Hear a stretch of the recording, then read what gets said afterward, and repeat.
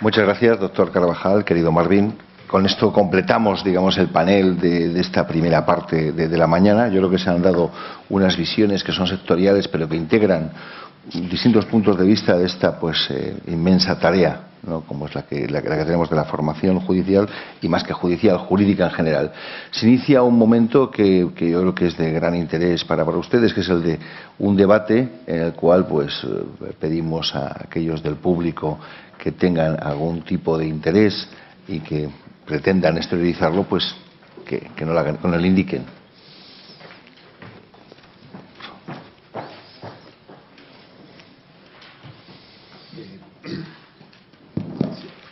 Quería hacer un planteamiento a propósito de lo que Cristian había dicho, pero me parece que también en las otras intervenciones, que es sobre esto de la apertura del derecho, del sistema judicial hacia afuera y de conocer las necesidades sociales, etcétera, ¿no?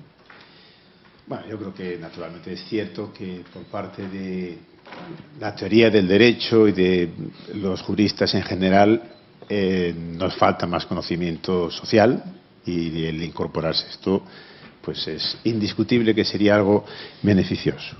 Ahora, sobre la manera de cómo implementarlo. Y claro, el punto de vista que aquí me parece se ha tomado en cuenta es más bien el de abrirse hacia la sociedad, ciencias sociales, etcétera, etcétera. Pero yo lo que propongo es que veamos también la cosa desde el punto de vista, diríamos, opuesto, desde el punto de vista de los no juristas en relación con el derecho. Y entonces aquí me parece que hay algunas cosas que debemos tomar en cuenta, yo creo. Una es que esa famosa cuestión de las dos culturas que Snow había puesto de manifiesto. O sea, vivimos escindidos en la cultura, digamos, de ciencias, así, en sentido estricto, ¿verdad? Y las humanidades, y son mundos aparte, no nos entendemos. Pero claro, el problema es que en eso que llamamos ciencias humanas, todavía hay ahí una distinción muy fuerte entre, por un lado, yo diría, las ciencias sociales, la filosofía, etcétera, y el derecho. Y entonces uno diría, bueno, los juristas efectivamente sabemos poco menos de lo que debiéramos de ciencias sociales, pero es que los científicos sociales no saben absolutamente nada del derecho. Es decir, el que tiene alguna experiencia se encuentra con el panorama es verdaderamente desolador. Es decir, que una persona culta y reconocida en materia científica puede no tener una idea medianamente clara de la diferencia entre un legislador y un juez. Entonces eso, hay, creo, una cierta necesidad, yo no sé si por parte de las escuelas judiciales o de no sé quién, de difundir también cultura jurídica hacia afuera.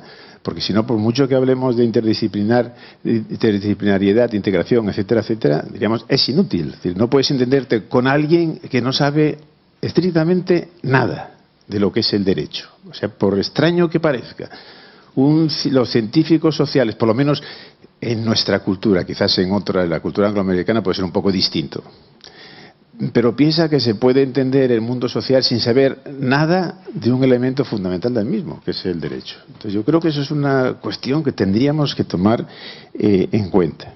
Y luego, también cuando se dice la apertura hacia afuera del derecho, claro, la apertura depende de que uno tenga una concepción más amplia o más estricta, más restringida del derecho. Entonces esa apertura es tanto más necesaria, y aquí conecto con algo de lo que decía Rodolfo Vigo, cuando uno tiene esa concepción tan limitada del derecho, que son sencillamente las normas de un libro, etcétera, etcétera. Si tuviésemos una idea más amplia de lo que es el derecho, pues entonces a lo mejor podríamos encontrarnos dentro del propio derecho, diríamos, esos otros elementos que necesitamos.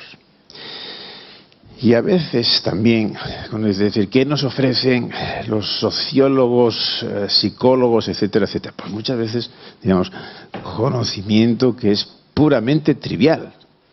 Cuando uno lee los estudios sobre el derecho hechos desde fuera, aquí hubo hace tiempo una discusión en Italia interesante a la hora de construir la sociología del derecho. Si sociología, diríamos, del derecho o sociología en el derecho.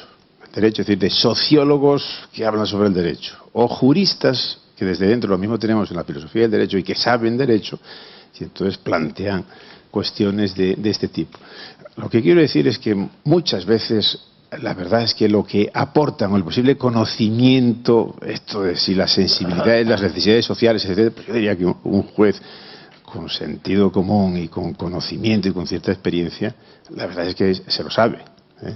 A veces yo también, por razones profesionales, cuando dice colegas de filosofía ética o algo así, bueno, para poder decir algo que sea relevante, entonces tienen una idea de que el juez o el jurista es alguien absolutamente estúpido y no se da cuenta de cosas obvias, ¿no? O sea, que quiero decir que ese otro enfoque, digamos, veamos las cosas desde fuera, y quizás sea conveniente, ¿no?, también eso. Sí. No, yo comentar solamente que yo tiendo a estar de acuerdo con lo que tú planteas, pero el sentido en el que yo lo planteé no era exactamente ese. Yo, cuando me refería a que las academias judiciales o la capacitación judicial en sus definiciones debiese tomar en cuenta la perspectiva externa, no me refería tanto a de las ciencias sociales, que podría ser un camino, sino directamente de los usuarios, de otras agencias, porque ocurre que cuando uno le pregunta a los, por ejemplo, a las personas que acuden a los tribunales, cuáles son los problemas reales que ellos enfrentan para obtener decisiones que los hagan sentir seguros en cuanto a la expectativa de comportamiento de las demás personas, se encuentran con respuestas que son distintas a las que probablemente el jurista tendría. Entonces yo creo que, y de hecho los ejemplos que yo, quizá no los cité completos, pero que yo he visto, no pasan por ciencias sociales, pasan por entrevistas, distintas formas de obtención de información de la comunidad directamente. Y lo segundo, que lo planteo como pregunta nomás, es sobre el sentido, digamos, del concepto que estamos discutiendo acá. Y yo creo que ahí hay dos interpretaciones, que es el de seguridad jurídica. ¿Es la seguridad jurídica una propiedad que se predica del sistema jurídico o del sistema judicial? ¿O es una propiedad que más bien pertenece a la comunidad? Y a mí me parece que, por lo menos casi todas las perspectivas que se han discutido acá, en cuanto al clima de inversiones, en cuanto al respeto por los derechos humanos, hacen que este concepto sea más interesante en cuanto es un concepto que se predica de la comunidad, no del sistema jurídico. Porque si yo digo, a ver, por ejemplo, yo creo que estoy pensando en América Latina. Yo creo que en muchos países de América Latina uno podría decir el sistema jurídico de tal país provee seguridad jurídica. Y la respuesta podría ser sí, provee, porque hay retroactividad, no hay retroactividad de la ley penal, porque los fallos son conocidos y porque la ley en general se aplica, porque... Pero si uno se preguntara, ¿en este país hay seguridad jurídica? La respuesta quizás sería no. ¿Por qué? Porque la mayoría de los ciudadanos no tiene, de hecho, acceso, no conoce los resultados de esa decisión. Entonces, yo solamente lo planteo, que creo que el tema, quizás en otro contexto sería otra discusión, pero si hablamos de seguridad jurídica, que es lo que nos convoca, a mí me parece que es un concepto que es inescindible proyectarlo en la sociedad. Si no, a mí me parece que no tiene mucho sentido. O sea, o es algo que ya conocemos del siglo XIX y que ya está un poco integrado. Lo interesante es cómo se proyecta eso, cómo podemos decir, no sé, en Perú, en Chile, hay seguridad jurídica. La respuesta a eso es si el ciudadano la percibe, los inversionistas, los ciudadanos. Si no, está bien, podrá ser un ejercicio, digamos, propio de las escuelas de derecho, pero que no es demasiado interesante para... Perdón, ¿habrá alguna otra respuesta también si luego podemos iniciar un diálogo? Bueno, yo haría dos glosas al comentario de Manuel Atienza, ¿no? Por un lado, ese tema del autismo, del derecho, poner un ejemplo casi dramático, trágico, cómico, que es el tema del aporte de la prueba científica al derecho. Nos siguen enseñando que hay dos verdades, la verdad real y la verdad formal o procesal. Y en esto, para simplificar, apelaré a la autoridad suficientemente conocida de Tarufo.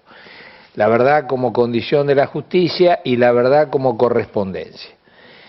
Y ahí yo lo que tengo presente en mi Corte Suprema, cómo se elabora la nómina de peritos. La elabora un secretario de gobierno, y antes hay obviamente una pregunta epistemológica, ¿cuál es la certeza que proveen los distintos peritos que vienen a hablar de distintas ciencias?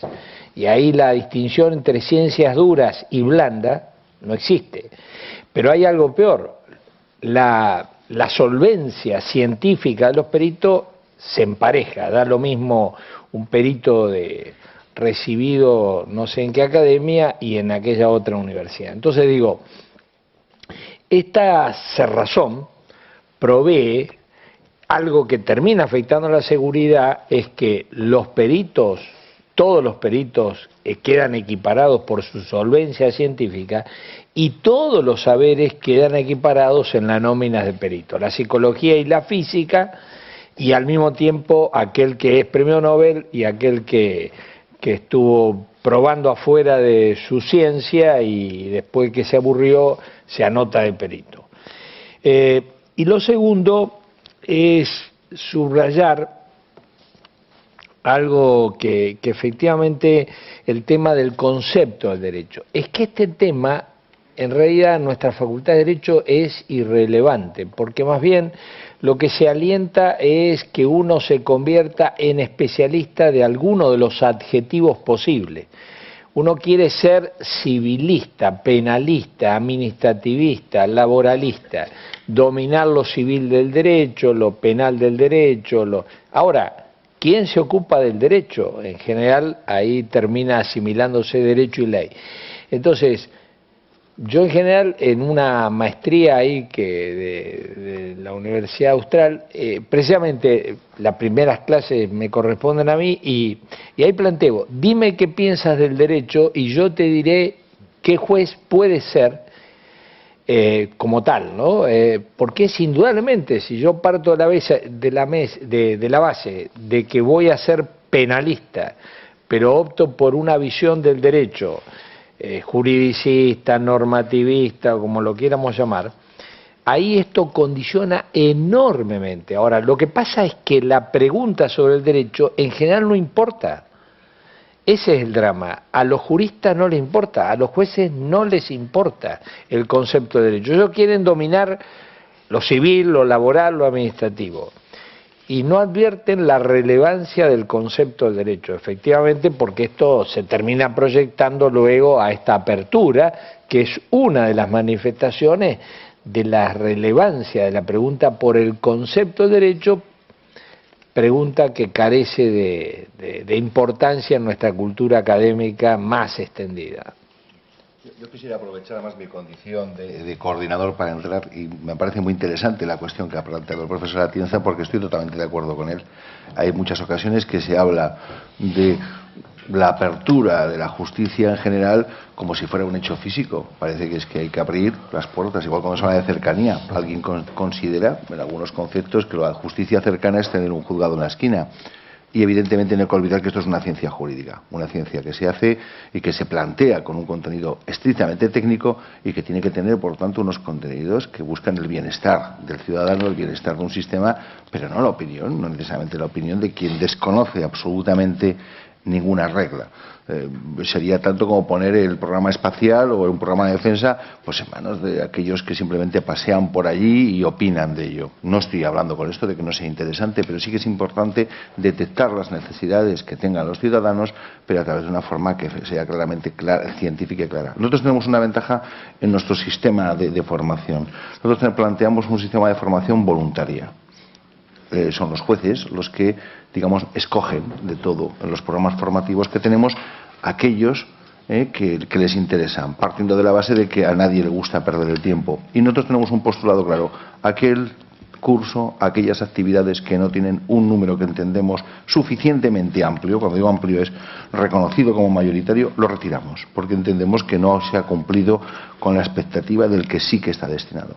Segundo, en cuanto a la integración, se hace a través de propuestas que no solamente vienen de la carrera judicial, sino con los colegios de abogados, con incluso entidades y fundaciones, porque el mundo privado también, de una forma asociativa, el corporativo, en relación con modificaciones de ley, situaciones concretas que se pueden dar en el ámbito laboral, deben integrarse. Y la opinión de los ciudadanos también puede ser importante a la hora de detectar ciertas carencias o ciertas sensibilidades que pueden faltar, pero no que se fijen de esta manera. No olvidemos, esto es una ciencia. Lo que ocurre es que es una ciencia muy popular, ¿no? Yo siempre veo, dice, en las series de televisión, la mayoría son o de médicos, que también es una cosa, la salud, eso de estar vivo mañana, pues parece que también a todo el mundo pues un poco le preocupa, pero lo segundo, las series que tienen que ver con el mundo del derecho interesan y además generan realmente unas expectativas y una opinión, y es algo destacado y deseable. Pero eso no nos debe hacer olvidar que una cosa es la opinión que trae la sensatez, el sentido común, el de las personas que perciban la acción de la justicia con una cierta comprensión de lo que es contenidos que son estrictamente, en este caso, de un poder que se nos ha sido atribuido por la Constitución, pero que no detentamos, sino de una forma derivada. Es una ciencia y, como tal ciencia, tiene que tener mecanismos científicos de integración. Siento ser así de... Perdón, había también alguna palabra. Martín.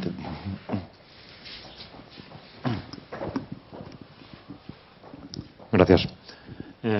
Felicitar en primer lugar a los ponentes porque nos ha abierto ventanas dignas de reflexión sobre muchas de las propuestas que ha abierto. Efectivamente, el derecho es una ciencia, pero no es una ciencia exacta. No es una ciencia exacta donde 2 más 2 son 4. Y, consecuentemente, se necesitan unas fuentes del derecho que el ciudadano y los juristas mucho más deben de conocer. Esas fuentes del derecho no se aplican directamente, supuesto de hecho consecuencia jurídica, sino que interviene ahí el principio de equidad. Si no hubiese equidad en la aplicación del derecho, bastaría meter en un ordenador el supuesto de derecho y él aplicaría la consecuencia jurídica. Estamos las personas físicas para resolver esos problemas mediante la equidad. La equidad, evidentemente, es una cuestión de formación jurídica y nos vamos ahí ya al principio de esa formación. Y me gustaría que me respondieran tanto los doctores Vigo como Riego cómo se hace la selección en sus respectivos países para acceder a la profesión de juez. Y, en segundo lugar, ¿en qué cuantía y en qué medida se exige una motivación de las resoluciones judiciales? Gracias. Bueno, yo diría que en ambos aspectos, en mi país, que es Chile, yo trabajo en general en América Latina, la respuesta es muy negativa, ambas cosas. Nosotros tenemos un sistema de designación francamente vergonzoso, que no es un sistema estructurado, es un sistema totalmente informal, pero que, a diferencia de otros países donde eso da lugar a prácticas virtuosas, en mi país da lugar a prácticas muy viciosas. En la práctica los jueces se eligen, yo diría, por amistad, al interior del propio sistema judicial. Las cortes formulan ternas que elevan al Poder Ejecutivo y dentro de esas el Poder Ejecutivo elige. Todo ese proceso de elección es totalmente informal y yo diría fundamentalmente motivado por las influencias de la amistad, diría. Nosotros no somos un país en que afortunadamente haya una corrupción que podría haberla, dado los vicios del sistema. Por lo tanto, yo diría que es uno de los peores de América Latina y la verdad es que es una situación crítica. Respecto de lo segundo, de la fundamentación, nosotros, como todos los países de nuestra tradición, tenemos la regla de la fundamentación, pero yo diría que hoy día hay creciente conciencia de que nuestra fundamentación, la práctica de fundamentación, es muy deficiente. O sea, la regla existe, es necesario fundamentar, pero tenemos una práctica muy deficiente porque la fundamentación es formalista. Tenemos unas normas de fundamentación que son muy antiguas y que prácticamente obligan al juez a reescribir el expediente. Yo no voy a mencionar el país, pero conozco otros países latinoamericanos en que es aún peor, en que el expediente judicial lo que hacen es que lo vuelven a copiar en el momento de la sentencia. A veces un poquito resumido o a veces incluso completo. Incluso hay un país donde tiene una verdadera fábrica de copia de los expedientes. Y si además uno va a ver cuando hay distintas instancias, se copia varias veces. O sea, el expediente tiene una primera versión, luego lo copia el juez de la primera instancia, la corte lo vuelve a copiar, entonces los expedientes terminan siendo... Bueno, en mi país no se llega a ese extremo, pero básicamente no hay una metodología, no conocemos, no estamos... Y estamos trabajando en eso. Hay varios proyectos. Ahora hay un proyecto financiado por el Banco Interamericano de Desarrollo que está trabajando en eso. para lograr racionalizar, pero es una cosa bastante compleja porque requiere primero tener una idea de qué es lo que se pretende, cuáles son los objetivos del fallo, a quién se pretende comunicar, qué información se pretende otorgar, qué información se eleva a la Corte para efectos del cumplimiento de la función de la sentencia.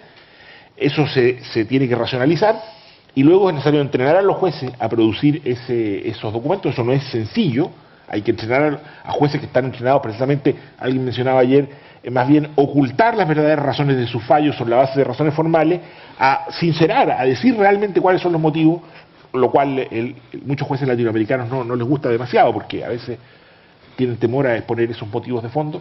Entonces yo diría que se está trabajando en eso, pero no solo en Chile, en varios países usted puede encontrar hoy día modelos nuevos de sentencia, cursos de capacitación para entrenamiento. Hay mucho trabajo que se está haciendo. Todavía no hemos logrado, diría yo no conozco ningún caso en el que hayamos logrado realmente un nuevo formato que cumpla a satisfacción con esos estándares, pero yo diría que se está trabajando. Sí, tres consideraciones. La primera sobre la equidad. Justamente el artículo 43 del Estatuto del Juez Iberoamericano revela la esquizofrenia que yo quería señalar, porque es algo patético. Ese artículo 43 lleva por título Principio de Equidad. Y ahí dice que sin perjuicio del estricto apego a la legalidad vigente, modelo decimonónico, cultura académica, los jueces procurarán atemperar con criterios de equidad las consecuencias personales, familiares o sociales desfavorables.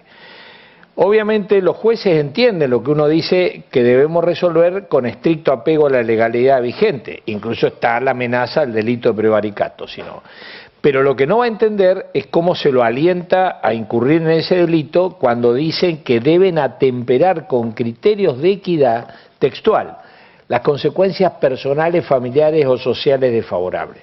Vemos en una fórmula precisamente postulados contradictorios, pero que al mismo tiempo, por un lado, están alentados desde algún lugar académico, con poco peso en las academias de grado, que es eso de atemperar con criterio de equidad. Seguramente a ningún jurista normal entiende qué quiere decir equidad en serio. Por supuesto tiene alguna leve idea y en algún estudio comparativo de las apelaciones a la equidad en la jurisprudencia en Latinoamérica es realmente desconcertante lo que se entiende. En general, por ejemplo, la equidad se asimila a igualdad, no a rectificación en base a las peculiaridades del caso, la vieja noción de quitas, de piqueya o como se quiera llamar, sino más bien como tratamiento igualitario. Esa es la noción predominante de equidad en la jurisprudencia en nuestro continente. En una palabra, no hay un acuerdo conceptual ni siquiera mínimo, y además no es un tema importante en nuestra currícula, la equidad. Lo segundo, ¿cómo se elige? En general nosotros reconocemos desde el punto de vista teórico la exigencia de 6 idoneidades para ser juez. La idoneidad física, indudablemente todas las profesiones requieren alguna idoneidad. Nosotros decimos un poco en broma y un poco en serio que de las idoneidades físicas de un juez hay que tener buenas asentaderas, porque uno ha conocido jueces que les cuesta estar sentado y el trabajo del juez requiere estar sentado, ¿no? Y solo mucho tiempo. Y en esto uno seguramente conecta a personas de carne y hueso cuando pone esta idoneidad. Psicológica, gerencial, idoneidad psicológica realmente es un poco descuidada, por lo menos en nuestro país. La idoneidad física es muy obvia, muy elemental, la idoneidad psicológica, idoneidad gerencial, en general no se prepara para esto y hay un déficit de liderazgo, de organización, que esto que proveen el management, y nosotros, por ejemplo, los hábitos de COVID, esos 8 hábitos, se los intentamos enseñar que vienen muy bien a un juez también conocerlo porque lidera, gerencia, etc. Idoneidad científica, que conozca no la ley sino el derecho, y después idoneidad aplicativa, operativa, prudencial, que sirva para resolver casos. Y la idoneidad ética. Efectivamente, en el ámbito nacional, Kirchner puso el decreto 222, que la idea era computar esta idoneidad ética. Se pone el candidato a consideración de la sociedad. Y todos los que los conocen a esos candidatos pueden venir a hablar a favor y en contra aportando elementos. Y por supuesto nos interesará, si es un abogado, que vengan clientes de ese abogado a decir que dejó perimir a instancia, caducar expedientes, que se quedó con el crédito que tenía en el coso, que le cobró honorarios excesivos, que demostró una incompetencia, una prepotencia, bueno, etcétera. Todo esto que provee una idea no de que es un gran profesor, que precisamente habla de la ética con la que ejerció la profesión. También que vengan a hablar los que lo conocen en la facultad, etcétera, etcétera, etcétera, porque uno pone de relieve la ética profesional que interesa, la pone de relieve en todos los que la conocen. En mi facultad el personal administrativo sabe si yo soy respetuoso, mis alumnos saben si soy responsable y cuán honesto soy a la hora de juzgar en los exámenes, etcétera, etcétera. Entonces, de esas 6 idoneidades. Y lo último, con respecto a la sentencia, en general me parece muy interesante lo que decía Cristian, justamente uno ha visto sentencia de 6.000 fojas,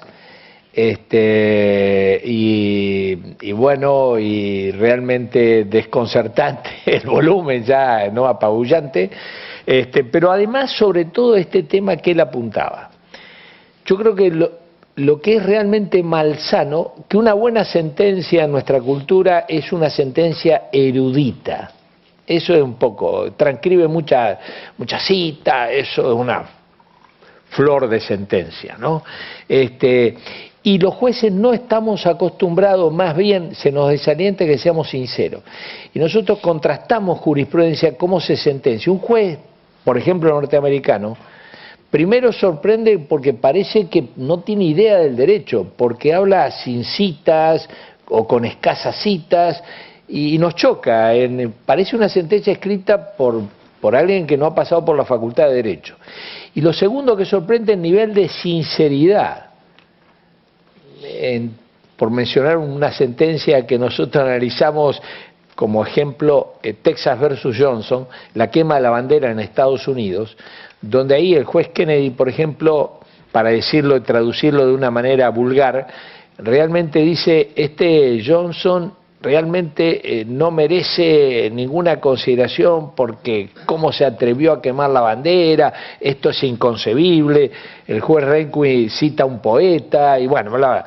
Y finalmente reconocen el derecho, pero este nivel de sinceramiento, de reconocer que una mala persona, pero que tiene ese derecho, sería impensable decidir ese mismo caso, y uno pone el contraste cómo lo decidimos en Latinoamérica por lo menos, con la matriz que heredamos de Francia sobre todo, y bueno, y el contraste con la jurisprudencia anglosajona.